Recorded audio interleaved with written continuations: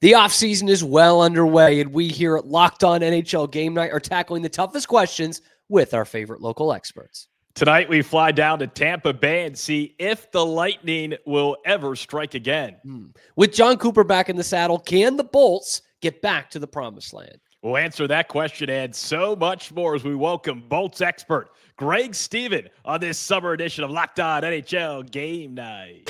When that final horn sounds, you know it's time for Locked On NHL Game Night. All the post-game reactions to every game across the league, every single night, with insights only the hosts at Locked On can provide. Prepare to experience game day reactions like never before, only on Locked On NHL Game Night. Your team every day. Hello there, hockey fans. Welcome to another episode of Locked On NHL Game Night. I'm Cam Stewart, a sad Boston Bruins fan in a new studio. Where is that new studio? And some would call it the Boston Area Bureau. Okay, that's fantastic. Some Cam, would say that. Congrats on the move. We're happy for you. You've got some new decor behind you. I believe that's a newspaper. They still print those. Yes, you can special order them these days. That's tremendous. I'm Tyler Feldman, a lifelong Penguins fan, born and raised in Pittsburgh, still loving life in Austin, Texas. And speaking of tremendous, it is tremendous to have Greg Steven on the show tonight, part of the new Locked On Bolts team. Greg, this is special. The Lightning, Cam and I, going into the playoffs, we were high on the Lightning, only to be disappointed by the Lightning. Yeah, look, I was high on the Lightning too. I was just as let down as you guys were, right? But look, the Panthers deserved it, right? Too. That's the other thing. Yeah, I think you might have been more let down, Greg, if I just had to guess. I slept okay, so as well. But yeah, I bet you did. I mean, Tyler can attest. If there was anyone I was rooting for in that first round, it was the Tampa Bay Lightning, though. It seemed a lot of the experts also had picked the Lightning, so I don't think you guys were alone in that. But and we certainly consider ourselves the experts, so that checks out. That checks just out. Not local. Just not local, but we're the experts.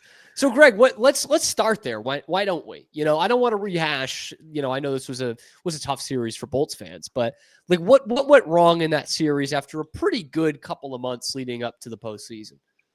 I think the Lightning ran into a team that just played physical and they just could not handle it. I think that was the ultimate reason why. I think physicality is a big part of hockey. Anyone who's played the game understands that. You can bring intimidation to the game. You can bring pain to the game. And I think that wore on the Lightning over the short, 5 games they played. But it was enough, right? And the Panthers did this to a lot of teams in the last 2 years. Looking at what the Bolts did this offseason, are they still cup contenders? And if so, what right now is the biggest problem with this team going into next season? I would argue they certainly are cup contenders, right? I mean, it's hard to discount a team that has Nikita Kucherov and Braden Point and Jake Gensel. You have Vasi in goal still. He's not going anywhere in the next couple of years. I think there's no question they can be a contender. Now, their biggest obstacle, in my opinion, is defense. We saw that in the playoffs as well. A lot of missed coverages, just a lot of misplays positionally. And I think coaching was a big part of that. I do. And now with Blashill gone and brought in Heino, I think that's a big change, right? Issue is the Bolts don't have a ton of money either. So as far as making a big team change on defense, it's going to cost them a pretty penny. And who knows what they have to give up to do that. And that's probably led to a bit of this quiet summer, which I do want to talk about in a few minutes with you, Greg, because you've got actually a pretty optimistic take for the Bolts fans. But I think when a lot of people look at this team, they say, yeah, you do have Vasilevsky, Hedman, Kucherov, Gensel, Point, all these guys, but they're another year older. It doesn't feel like the Panthers get older. The Leafs, I don't worry about them, but it doesn't feel like they get older. Does it feel like from the Lightning fans' perspective that it's almost borrowed time that they're working on? I think you're absolutely right. I don't see this team being competitive after the next 5 years at most. I think, these guys are all turning in their mid-30s, right? So I think I'm only a few days older than Kucherov, and I just turned 32. So look, dude still put up 100 points last season, right? I mean, true. if he puts up 100 this year, I won't be surprised, but I also won't be shocked if he doesn't. I do think there is regression due for all these guys at some point, especially like Hedman. He's getting older. Vasi just had his surgery and he's getting older. But look, he looked great this season. I don't think there's any question that Vasilevsky was still a rock this past season. In fact, I think that's why Tyler and I liked it so much, Tyler, right? Like Vasi was like unbelievable the last 2 months of the season. Yeah. When you have confidence with the guy between the pipes, that's why I liked the Lightning, and that's why I still like the Lightning. I also like the Lightning because I'm a Pittsburgh guy, and I like to see a guy like Jake Guentzel still have success away from the city of bridges. Now, having said that, speaking of Pittsburgh, the Penguins moved away from Mike Sullivan. The Lightning decided to bring back John Cooper. What do you make of that decision and where this club is heading? You look at the Penguins, they're like, we need a new energy, new direction within the organization. The Lightning are saying, well, maybe we can still count on this guy and what he brings to the team. What do you think about that decision to stick with Cooper? I love it, actually. I think John Cooper is the best coach in the NHL. I think this past players poll also showed that, if I'm not mistaken. Look, he knows what he's doing out there. He's proved it, right? And he's just brought this organization to the next level. I don't think everything is on John Cooper, but I think he did make some interesting decisions in this past postseason. There were a few things I might have done differently if I were behind the bench. Like what? Look, like what? Please. Specifically, Put yourself behind the bench. I got you. So specifically, I would discipline guys harder, like Lilleberg, for example. He took 105 penalty minutes throughout the regular season, most on the Lightning by about 50 minutes. I think it's unacceptable. You cannot be a winning franchise if you just take a penalty every single game. You're going to lose to good teams like the Panthers, who will capitalize on these small. You take one small high sticking penalty and they will ruin your life over it, right? And we saw that in the playoffs. Perbix and Lilleberg taking just silly penalties, undisciplined. And I think he did it with Eyssimont, right? And it worked. And Eyssimont sat, I think, 2 games in a row right before the ending stretch of the season. And he bounced back and he looked awesome. Didn't take any penalties. He was still playing aggressively. It didn't look like it took away from his game. And maybe that didn't have the same effect on Lilleberg when he was scratched. But I think there needs to be a greater discipline there. You just can't have him continually going out there and taking these kind of penalties and allowing it to just hurt the team overall. Would you have changed anything else outside discipline? I think he made a few challenge calls that I can't specifically recall off the top of my head, but I think I would not have made a certain few of them. I think they were just obviously not contestable. Would you say Coop is on, dare I say, thin ice? I don't think so. Okay. I don't think so. I think as long as these core guys are around, I don't see him going anywhere unless something drastic needs to be done. And I just don't see that being the move right now. It almost feels like kind of the downside. Like Coop's always been like laid back, super nice guy, kind of go with the flow. And it works with a veteran team for the most part. But you're talking about discipline now. Maybe that doesn't work for that next wave of guys coming in.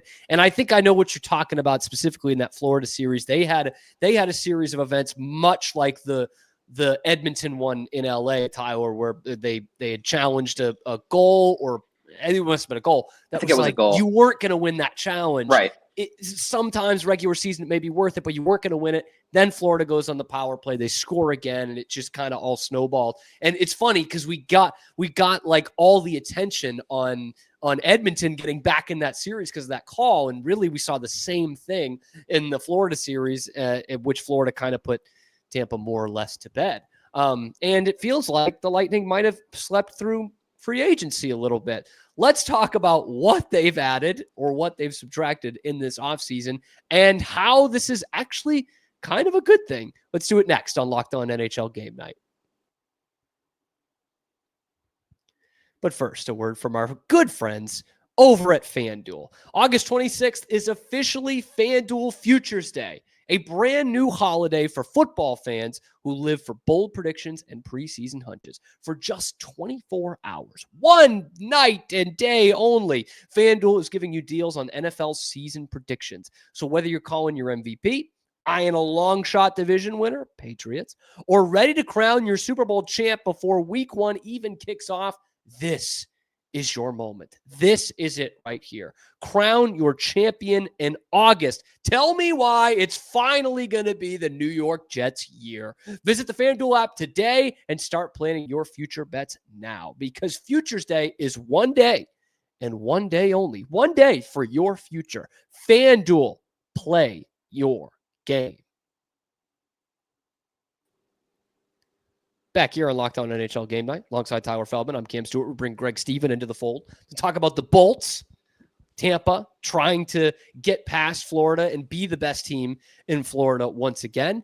We've talked about that series a little bit, and it kind of led to the Lightning offseason. And Greg, there hasn't been a ton going on here with this Tampa Bay Lightning team. You talked about them being a little strapped for cash going into this season. What has the reaction been around the Lightning fan base and around this team that they just really haven't added a lot? Yeah, look, like you said, it's tough to make big splashes with no money, right? I mean, things cost money, players cost money. What have they done successfully? I think the biggest thing I've heard buzz about around the Lightning fans is that Perbix is gone. I think I'm so behind that as well. The guy positionally just did not fit with the team, it felt like. They tried to maybe use him a little offensively, sort of like a Bouchard, maybe, if you will, and I just didn't see it. And the payout, reach for sure. But look, I just didn't see that at all. I think they tried to see that and didn't pay out the way they wanted it to, and I think it's good that he's gone. That seemed like a bit of a divisive thing amongst Lightning fans. Like, there were people who were like, this can't be our Evan Bouchard type. Am I right in that? I think there's a small group that would agree with that. But overall, I think everyone wanted him gone. All right. Look, like, I think there are guys that are in the pipeline that are just as effective, if not more effective, like Crozier. He came up and played a few games, and he looked awesome to me. And I just don't see why you don't give a guy like that more ice time, at least for a bit, and just see how it plays out. And I don't know why they wouldn't give that a shot. And now that Perbix is gone, I think Crozier is that next guy up. So we'll see. With what the Panthers have managed to accomplish the last few seasons, and basically overtaking kind of suddenly what the Tampa Bay Lightning had accomplished the handful of years prior, it almost seems like in my stomach, I have this feeling that the sun has kind of set on this Lightning team as is. And it's hard to say that out loud because you look at all the pieces they have. Greg, do you have that similar feeling, or do fans that you've talked to or the streets of Tampa Bay, is that what the conversation's like right now too? I think you're onto something there. I think there are a good portion of fans who do think it's over. It's hard to give up on guys like, the core they have, right? You look at the roster, like you had said, it's so astounding. Why not just keep trying, right? I mean, the window is closing for sure. I don't doubt that at all. I don't think this team will see the playoffs after maybe the next 5 years. We'll see. But these guys are getting older. I think you are the division's getting tougher. Yeah, you look at Ottawa, you look at Montreal. Yep. Yeah. Outside of Boston, sorry, I just can't. I would hate it if you weren't so right. I mean, outside of Boston, there's Buffalo. A lot of really good team. Buffalo. I just wanted to single out Boston for. Yeah, I get it. The Lightning have a tough hill to climb. They do. I think you're right. As long as the Cats exist the way they exist, look, it's going to be a long shot. They play such a physical game, and I think that just wears on skillful teams. And the Lightning right now are more a skilled team than they are a physical team. And when they went on cup runs, they had a physical presence that no longer exists on the roster. Can you find that guy? Can you find that guy? I don't know. Is it one guy? I guess is the real question. To me, it feels like Tanner Jeannot. We'll trade him, by the way. We'll trade Tanner Jeannot. If you want to take another bite at that apple, go right ahead. Yeah. I'm going to pass. Damn. But look, like, Chernak was that guy for a while, I think, for the Lightning. And he suffered I think it was actually against the Panthers maybe two postseasons ago. Took a cheap headshot. He was out for a while. And ever since that headshot, I feel like he's not been that fighter. He's definitely still physical and aggressive in the play. But after the play and in those situations where you kind of want him to throw hands, you just don't see it as often. And I feel like he's kind of regressed as far as physicality goes. And I'm assuming that's due to injury to some extent. But other than Chernak and maybe Lilleberg, I just none of these guys are really that physical guy that you go to your mind. You're like, oh yeah, that guy will lay a big hit on someone soon. It's not this roster. And in terms of like the kind of organizational philosophy, you know, we'll bring up the Panthers again. Sorry, but you know what they're doing in the same state, like a lot of franchises that's just coming off back-to-back Stanley Cups and see another team in their own state do it. They're getting antsy. They're trying to do it. And we've talked about the money thing, but the Lightning have kind of gone in the opposite direction for better or for worse, right? They let one of their greatest ever, if not their greatest ever player walk in Steven Stamkos for some ridiculous money in Nashville. And, you know, you make a shrewd move for Guentzel. So I guess I'm trying to look back at the last couple of years and seeing how it could look for the next few years, Greg, of are you okay with the way that the Lightning have approached this as an organization? Or do you want to see more Vegas? Do you want to see IR? Do you want to see moving and shaking and getting in guys as much as in any way that you possibly can, by hook or by crook? Use that no state income tax. Is by that what some people are hook thinking? or by crook? Greg, you answer while I digest that phrase. Yeah. Ask your grandparents about that one. I think you're right. Also, they maybe could have gone in a different direction in some cases. I think overall, I'm very satisfied with how things have gone. I love the Brisebois mentality of like, who cares about draft picks almost? Like they just don't give anything about draft. Right. Winning, who cares? Yeah. Right. And look, like we've talked about, the roster is stacked on paper. I mean, there are guys like you could name to bring in that would bring physicality, right? Or bring some kind of defensive mindset. But overall, the core is still there. And while they are aging, I still would argue they can win big games. Like I'm not going to count Kucherov, Point, and Guentzel out of any game. Those guys are monsters, right? I do think there needs to be some additions if they do want to make a run, especially against the Panthers. But the Panthers have locked 8 guys down, right, for long term at this point. So that's going to be an issue for the next bit. And if the Lightning see their window closing, they need to make some big moves if they want to contest them. It's all about comparing each other. Little orifice measuring contest going down on Florida. By hook or by crook means by any means necessary. For those of you interested, that's the context clues. I used it exactly right. No, you look. I didn't doubt that you used it exactly right, Cam, because that's just what you do. But I'd like to think myself as a guy who understands or has heard phrases like that. I have never heard that phrase before. Does it give you any background or anything? Maybe it's like a British thing. I don't know. It is suggesting that by any means possible should be taken to accomplish a goal. The phrase was first recorded in the Middle East controversial tracts of John Wycliffe in 1380. Oh yeah. That's just right off of Google. Obviously probably need to do some more research before just reading exactly what you type into Google. Having said that, maybe I'll do that. And I think the Lightning probably need to do some more research on filling some gaping holes that are a part of their team right now, because they need to figure it out. I don't see them going into the postseason this past year. For some reason, I was like, man, Vasilevsky, this Lightning team, they're set. They'll beat the Panthers. They didn't come close.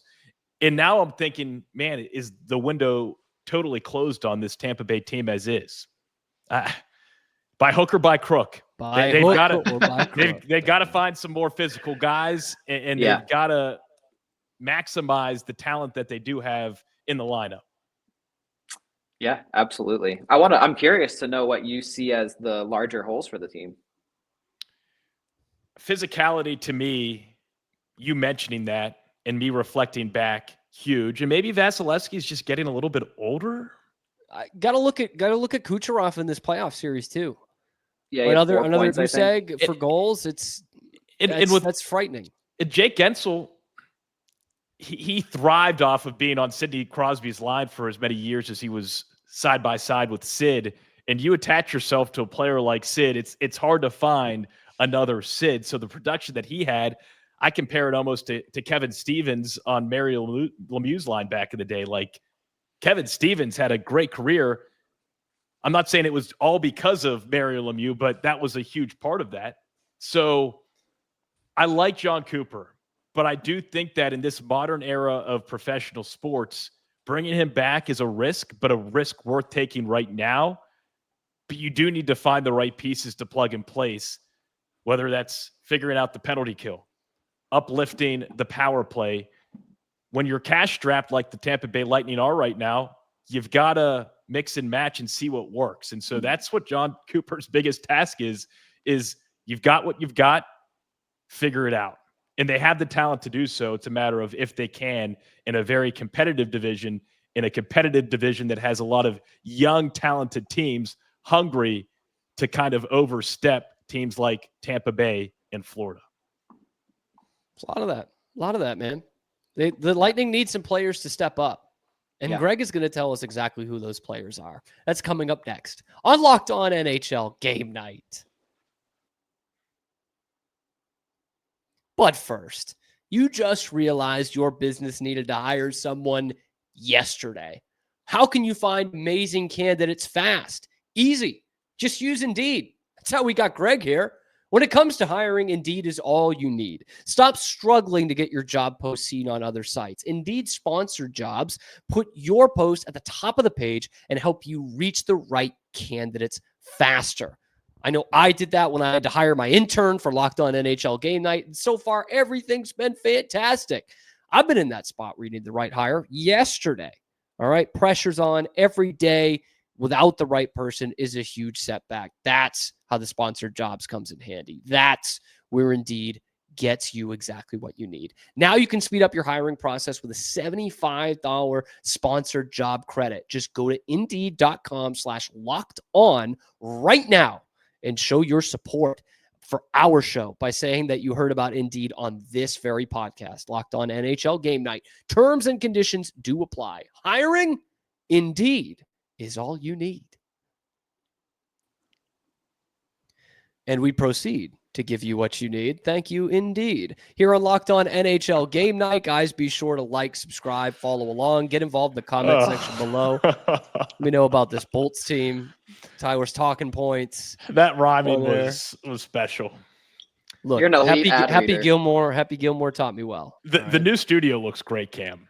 Thanks. Yeah, I'm Thanks. really impressed. I just have to, the first time I'm seeing it, it's awesome. Congratulations. I didn't take into account that when we do this little try box here, you don't see the pride and joy, which is the Bobby Orr signed picture. So I'll kick you out so that we can all see that on YouTube real quick. There you go. Angle. You can always angle. Sometimes I angle. I guess I could. Then you see mostly the radiator.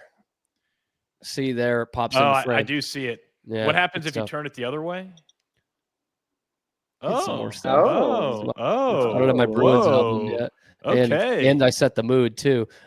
Thank you. That's the new lighting fixture. But we're talking with Greg Steven of Locked On Lightning since we get back on track here while the whole thing crumbles. But Greg, we talk about the old guys. Some of them not that old, but they've been around a while. And kind of this core that's still there from the Stanley Cup team, minus of course Steven Stamkos, a huge part of it, the captain. But a lot of those guys still there. If the Lightning are going to make a play in the division this year, if they are going to be better than the Florida Panthers, who's going to step up? Who are the guys we don't know about yet as casuals, national experts, if you will? Who are the guys that are going to step up for this team? Okay. Number one on my list is Gage Goncalves. This kid, he was impressive this past season. Honestly, he was an unexpected impression for me. In the beginning of the season, I didn't love his game. It didn't seem like he was super confident yet, I think is a big part of it. He was fresh to the team a bit and only had played a few NHL games. I think he went down to the AHL for a few, came back up, and ever since he returned back, he has just been a stud. And I'll throw some stats at you. In the 60 games that he did play in the regular season, he had 20 points.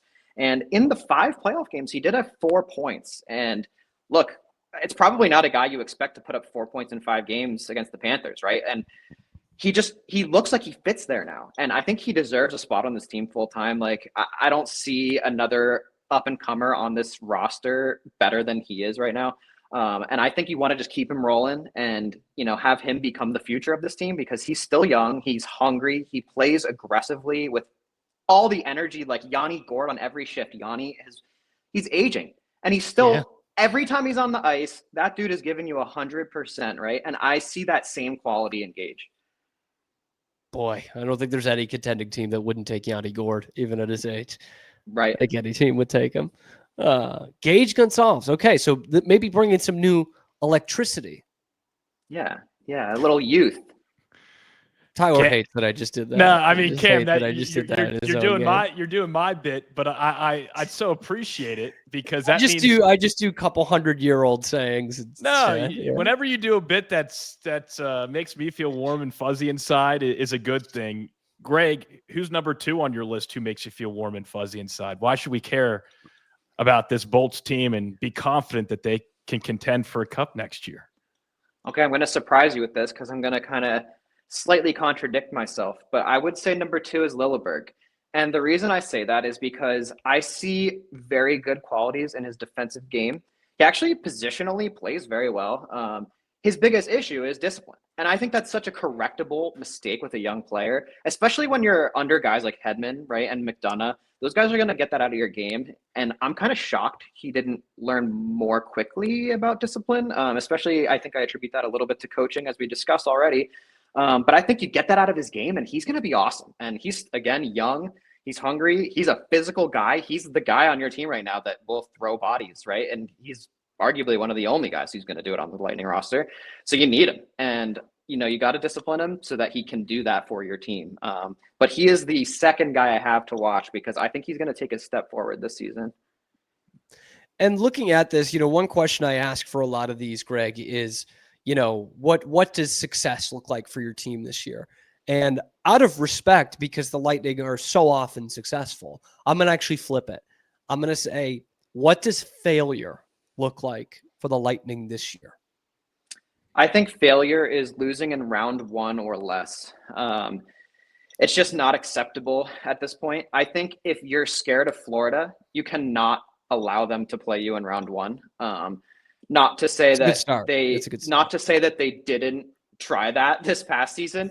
But I think, you win a couple more games, and you're not playing them in round 1 right there, right? The division was so close. So, I think you got to pay more attention to that. I don't think you want to play Florida in round 1. I don't think any team does, right? That's just a confidence destroyer. I think if you can play a team that's solid and beat them in round 1, and then you go into the Cats, you have a much better chance because you have a confidence.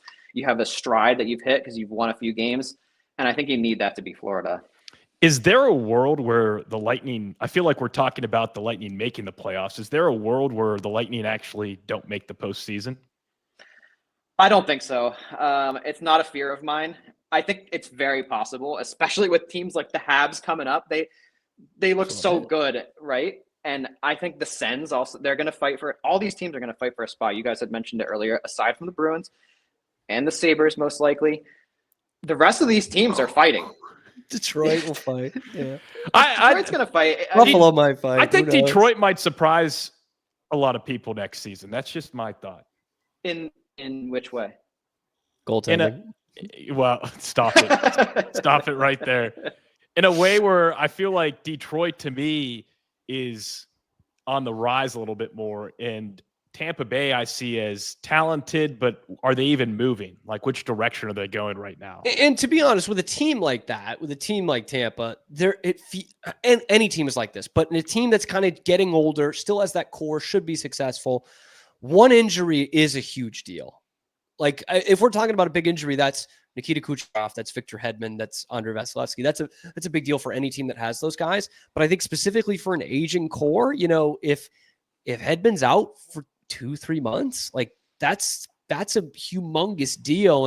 And you maybe don't have the depth that some other teams might to overcome that, I completely agree. Hot take, if you lose a Norris caliber defenseman, you won't be as good. Yeah. Right. But even more so, these guys are old. And if they suffer an injury like that, what's the likelihood they bounce back, with full force? And it's probably slim to none, right? Like, the guy goes down at, mid-30s with an ACL, the odds of you bouncing back are pretty low. And everyone else has to take up the slack a little bit, right? Like all of a sudden, everyone else got to play an extra 2 minutes time on ice, or whatever that is. And with an aging roster, that's just harder and harder as time goes on. So, yeah, I think they have to do it now. It's now or never. I do think they need to just go all in at this point. With the window closing, they're gonna be bad in a few years anyway. These guys are all gonna be done soon. So you might as well just do everything you can, throw everything, and try and win this. Take on the Cats. I think that's your biggest threat. Last dance. Tampa Bay Lightning. Last dance. I hope it's not our last dance for the three of us getting on a podcast. Greg, Steven, Locked On Lightning. They've just switched it around in the last couple of weeks. So it is a new, revamped, re-energized Locked On Lightning. So check him out, of course, on YouTube and wherever you get your podcast. That's where you find us as well. We're breaking down and previewing all 32 NHL teams, getting you right prepared for puck drop, previewing every single one of them. So be sure to get in the comment section. Let us know what you think about this Lightning team. Comment below, like, subscribe, helps us keep our jobs. We will see you on the next one. For Tyler Feldman and Greg Steven, I'm Cam Stewart. We'll see you then on Locked On NHL Game Night.